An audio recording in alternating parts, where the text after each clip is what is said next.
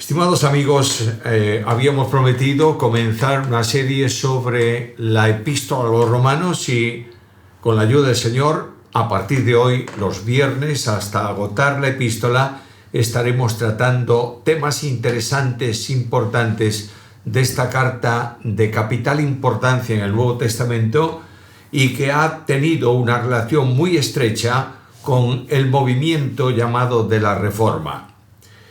Al estudiar una carta tenemos que hacer varias cosas. Primeramente, conocer la carta, es decir, tenemos que leer la epístola. Y yo quiero invitar a todos aquellos que tenéis interés en estudiar esta epístola, que la leáis. ¿Cuántas veces? Si tuviera que daros un consejo, yo diría que no hay que estudiar nunca nada de la Biblia que no se haya leído por lo menos 10 veces aquello que vamos a estudiar. Y si es posible, en versiones distintas. Si alguien tiene la posibilidad de leer el texto griego en el idioma en que fue escrita la carta, será una bendición. Pero como mínimo, hagamos la lectura de la epístola cada uno de nosotros para estar preparados para lo que vamos a considerar y a reflexionar cada uno de los viernes. En primer lugar, hoy vamos a dedicar el tiempo a hacer una introducción de la epístola. En primer lugar, lo primero que tenemos que preguntarnos es ¿qué es la carta a los romanos? Y la carta a los romanos es una de las cartas llamadas del cuerpo paulino, es decir, del grupo de escritos que Pablo realizó durante su ministerio, en este caso libre, otras prisionero, pero Pablo escribió las cartas que vosotros todos conocéis del Nuevo Testamento. La carta a los romanos ha ocupado un lugar importantísimo en el desarrollo de la iglesia cristiana y del ministerio cristiano, porque el tema general de la carta es la justificación por la fe. Es verdad que en la epístola hay muchísimos otros temas importantes que iremos viendo a medida que se desarrolla esta reflexión. Me cuesta mucho llamar estudio a la carta a los romanos porque estudiar la epístola requeriría no las 16 o las 15 semanas que tendremos por delante para dar una panorámica de la carta, requeriría por lo menos estudiarla durante 3 meses seguidos día a día. Y así todo no llegaríamos a alcanzar una dimensión importante de comprensión del escrito. Ahora, la epístola del apóstol Pablo, como todos los escritos del Nuevo Testamento, son palabra inspirada por Dios. Cuando el apóstol Pablo escribe la carta a Timoteo, segunda epístola, capítulo 3, versículo 16, dice que toda la escritura es inspirada por Dios. Quiere decir que Dios impulsó a Pablo para que escribiera el mensaje que tenemos aquí en la epístola a los romanos y de forma específica se extendiese para hablar de la justicia de Dios, no solo de la justificación por la fe, sino de el modo en que Dios trata en justicia al hombre y trata en justicia a los creyentes y trata en justicia a los impíos que no quieren aceptar el mensaje de la gracia enviado al mundo en el Evangelio de Jesucristo. La carta representa un compendio de la teología de Pablo. Hay de todo dentro de esta epístola. Y si queréis contextualizarla con otro escrito de Pablo, os invito a que lo hagáis comparativamente con la epístola a los Gálatas. En la epístola a los Gálatas, Pablo escribe la justificación por la fe desde, permitidme decirlo así humanamente hablando, desde el enfado que le produjo el hecho de que los judaizantes vinieran y entraran por las iglesias de Galacia para pervertir la doctrina que Pablo había enseñado. Luego la epístola a los Gálatas es una justificación de la doctrina de la justificación por la fe, hecho desde un ámbito de firmeza y yo diría de reprensión por parte de Pablo. La epístola a los romanos es el desarrollo tranquilo de todo cuanto Pablo ha expresado en Gálatas. Por tanto, es un escrito fantástico en donde lo que está diciendo Pablo es que Cristo murió por nosotros, capítulo 5, versículo 8, y en esa muerte de Cristo Dios provee del medio para la justificación por la fe de todo aquel que crea. ¿Cómo se fundó y quién fundó la iglesia en Roma? No tenemos ninguna referencia histórica y tampoco bíblica que afirme que fue Pablo o que fue Pedro o que fue alguno de los apóstoles quienes fundaron la iglesia en Roma. Roma, como sabéis todos, en tiempos de Pablo era la capital del Imperio Romano, una ciudad muy grande para aquel tiempo, más de 1,5 millones, algunos sitúan la ciudad en 2 millones de habitantes, para aquel tiempo era una ciudad enorme. La leyenda de Roma es muy interesante porque se vincula a Roma con el nacimiento de dos niños, Rómulo y Remo, que la madre tiene que abandonar y resulta que una loba los encuentra en el campo y los amamanta. De ahí que la figura de la loba con los dos niños sea uno de los distintivos de la ciudad de Roma.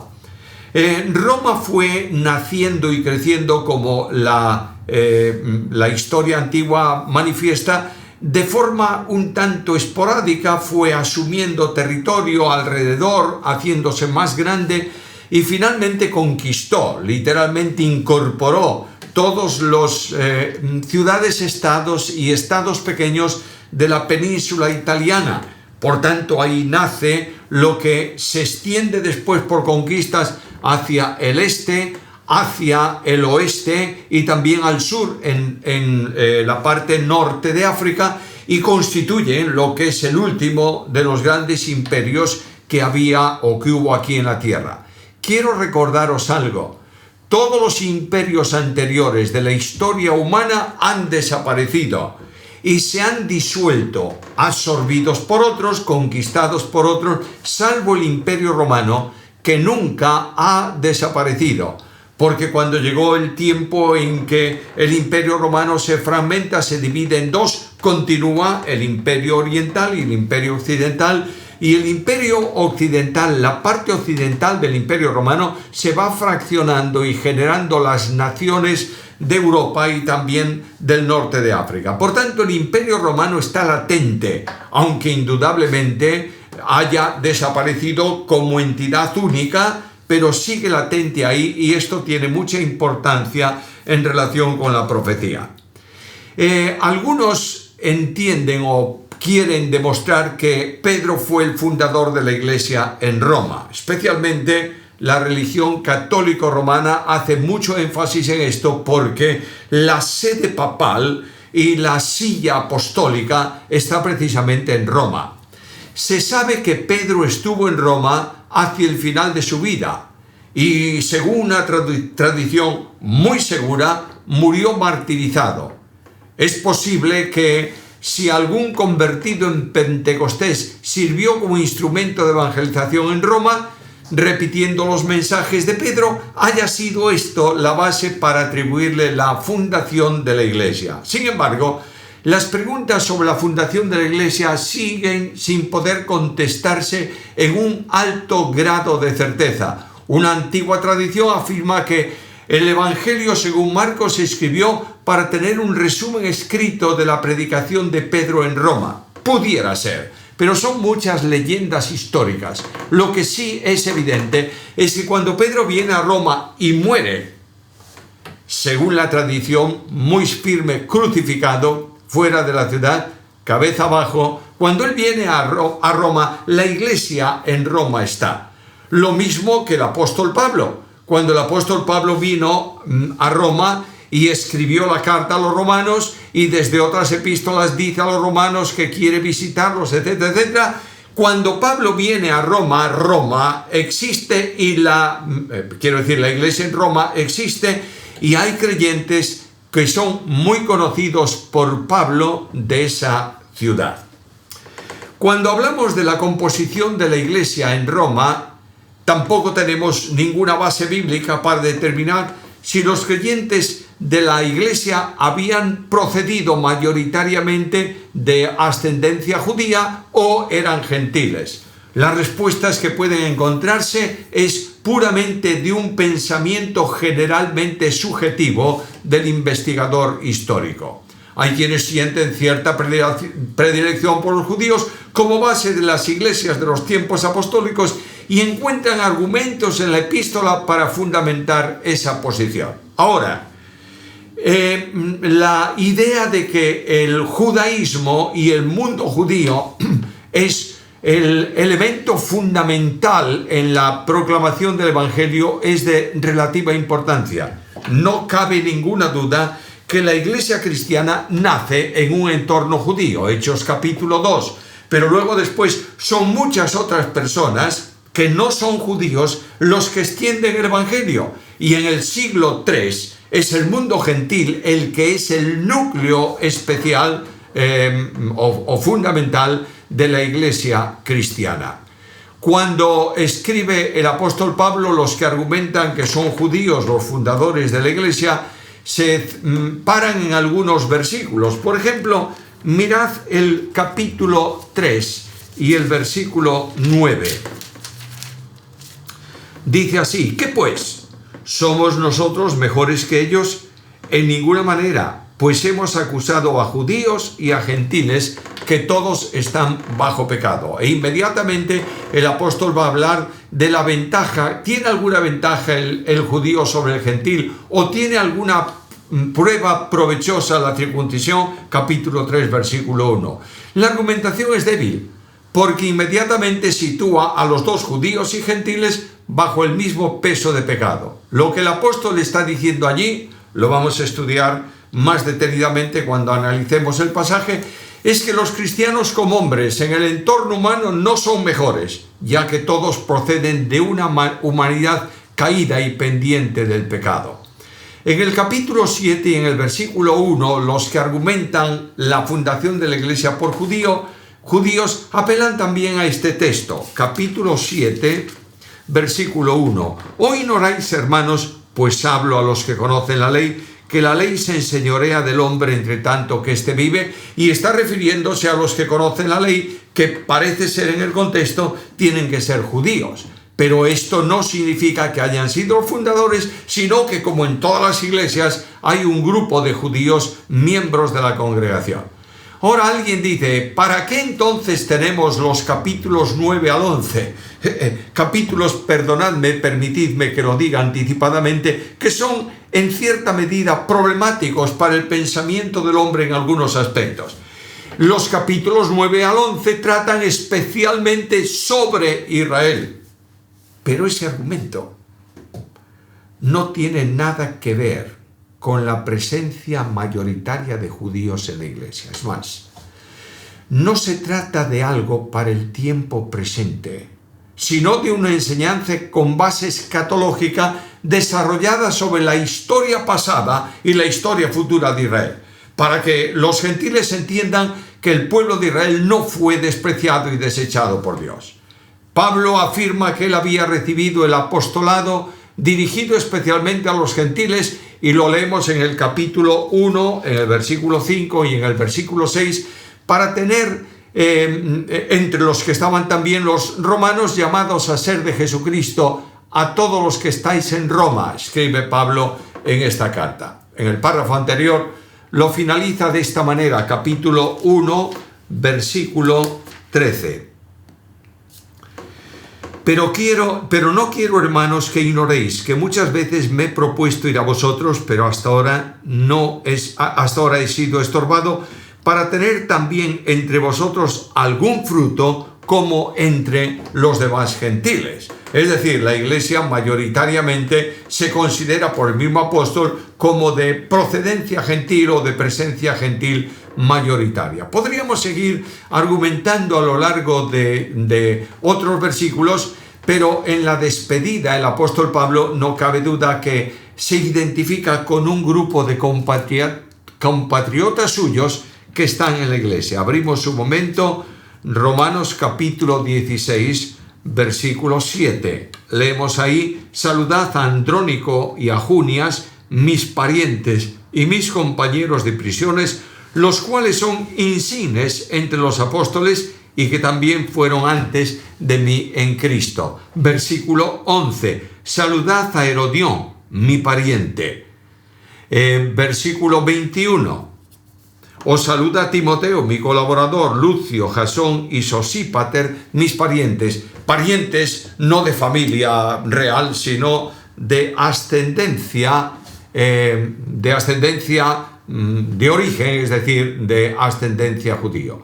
Todo el mensaje de la epístola está dirigido a lectores creyentes y no tiene Pablo en mente la importancia de que sean judíos o de que sean gentiles. Es más, es interesante apreciar que en el capítulo 10, versículos 12 al 13, leemos estas palabras. Capítulo 10,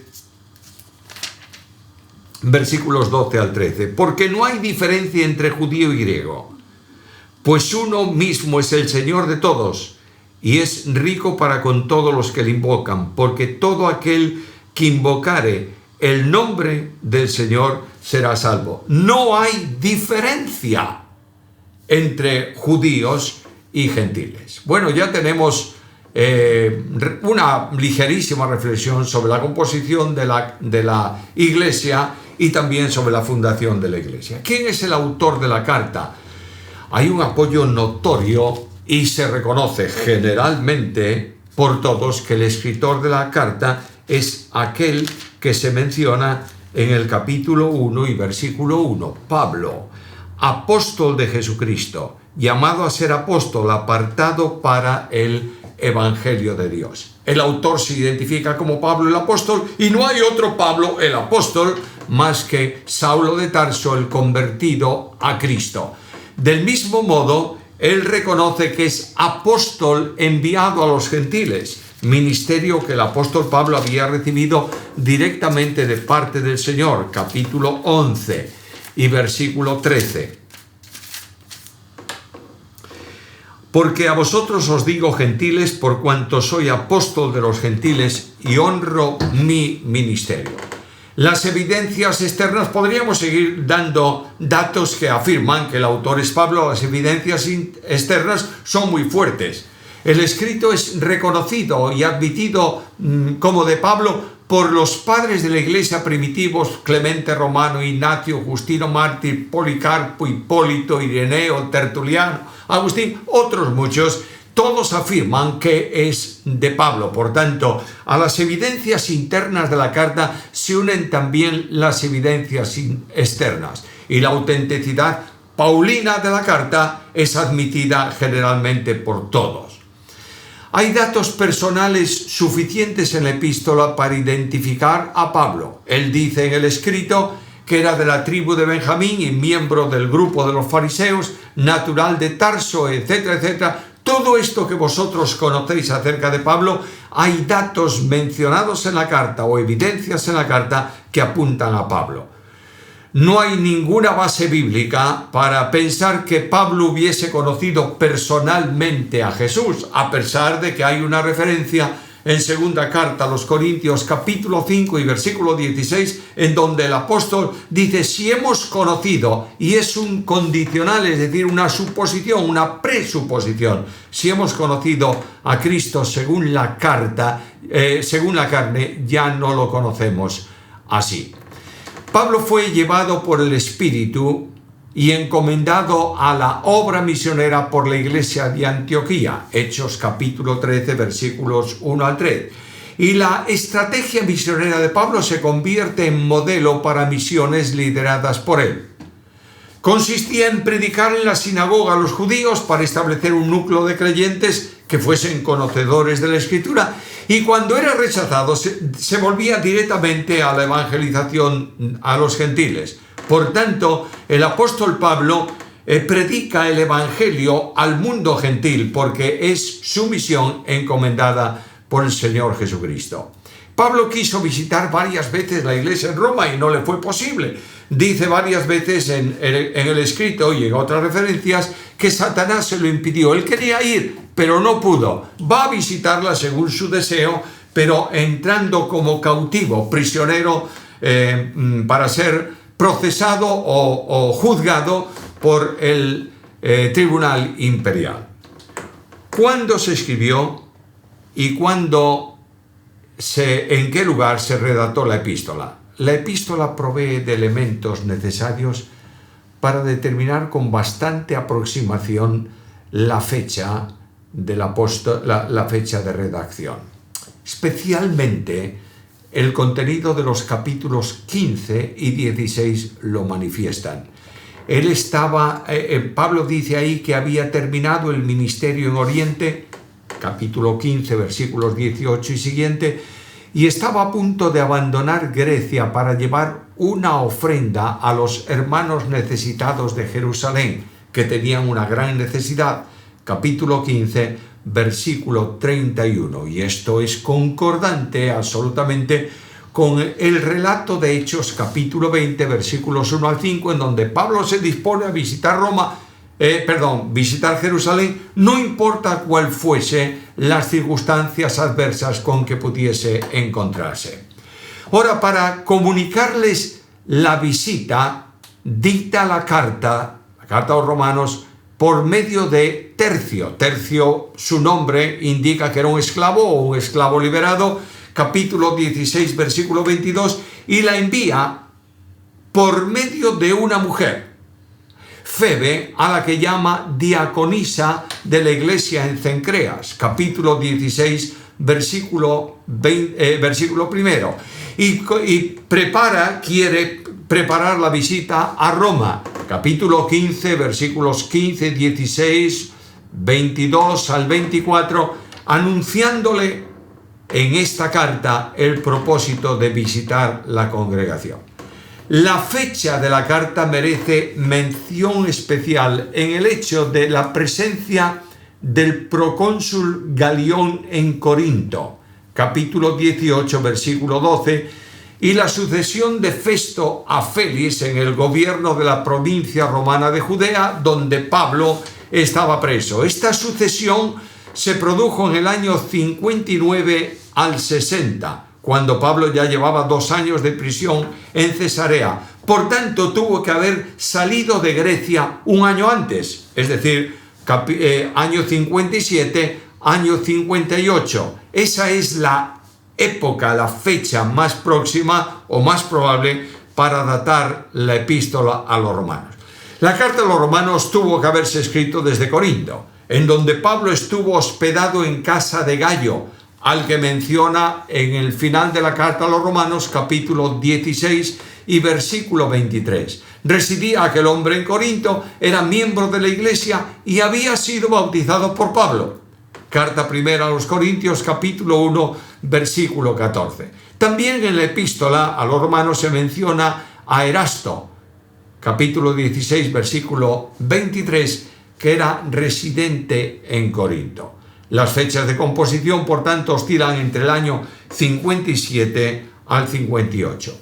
¿Cuáles son los destinatarios? La epístola va dirigida a los creyentes de la iglesia en Roma, como se ha considerado ya, y muchos cristianos en aquella ciudad no habían conocido a Pablo y éste no había visitado Roma. Sin embargo, los destinatarios son los creyentes del tiempo de Pablo, a quien Pablo dirige este escrito. Pero, siendo palabra de Dios, la epístola a los romanos es de actualidad continuada para nosotros, por tanto, en el día de hoy. ¿Cuál es el propósito de la carta? Hay muchos datos, pero voy a sintetizar un poco esto. Primero, anunciar el deseo de visitar Roma. El escrito está para anunciarle la visita y su deseo de hacerlo. Involucrar a los creyentes en Roma con su programa misionero. Pablo está vinculado siempre a una iglesia para el ejercicio de la extensión misionera y quiere llegar a España, y en el capítulo 15, versículo 24 dice: yo quiero que vosotros me enviéis. De otra manera, el apóstol Pablo traslada la membresía de Antioquía, donde él era miembro de la iglesia, a Roma, para que desde Roma, en comunión con la iglesia, pueda alcanzar más allá el occidente del imperio en la predicación del evangelio.